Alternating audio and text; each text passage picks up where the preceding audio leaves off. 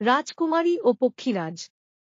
অনেক বছর আগে পাহাড়ে ঘেরা এক জাদুময় রাজ্য ছিল, যার নাম ছিল অলোকধারা।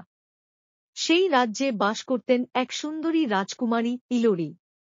তার ছিল আকাশের রঙের মতো নীলচে চুল, মেঘের মতো মিষ্টি হাসি, আর সবচেয়ে বড় পরিচয়, তিনি হৃদয় দিয়ে অনুভব করতেন পশুপাখি, ফুলপাতা, প্রকৃতিকে। রাজপ্রাসাদের পেছনে ছিল এক বিশাল বাগান, যেখানে ইলোরি প্রতিদিন ফুলেদের সাথে কথা বলতেন, পাখিদের গান শুনতেন। কিন্তু তাঁর হৃদয়ের গোপনে লুকিয়ে ছিল এক শূন্যতা। তিনি চেয়েছিলেন এমন এক বন্ধু, যে তাকে রাজপ্রাসাদের দেয়ালের বাইরের জগৎ দেখাবে।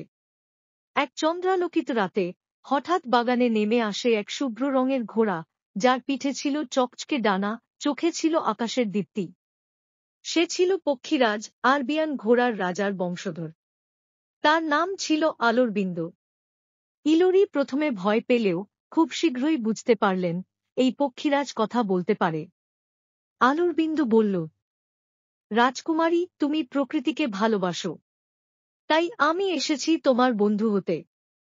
কিন্তু আমাদের সময় অল্প, কারণ আলোকধারা রাজ্যকে গ্রাস করতে আসছে এক অন্ধকার শক্তি, ছায়ানগর।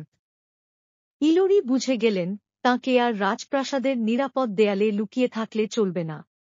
তিনি আলোরবিন্দের পিঠে চড়লেন আর আকাশ পথে যাত্রা শুরু করলেন সূর্যালোকার শিখরে, যেখানে লুকিয়ে আছে প্রাচীন এক জাদুপাথর, প্রভামণি। তবে পথ সহজ ছিল না।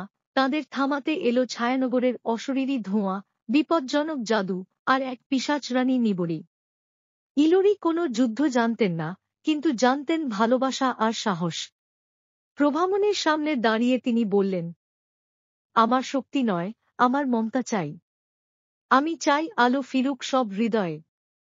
প্রভামণি তখন আলো ছড়িয়ে দিল আকাশ জুড়ে। নিবড়ি অদৃশ্য হয়ে গেল, আর ছায়ানগর গলে গেল আলোয়। ইলোরি আর আলোরবিন্দ ফিরে এলেন অলোকধারায়।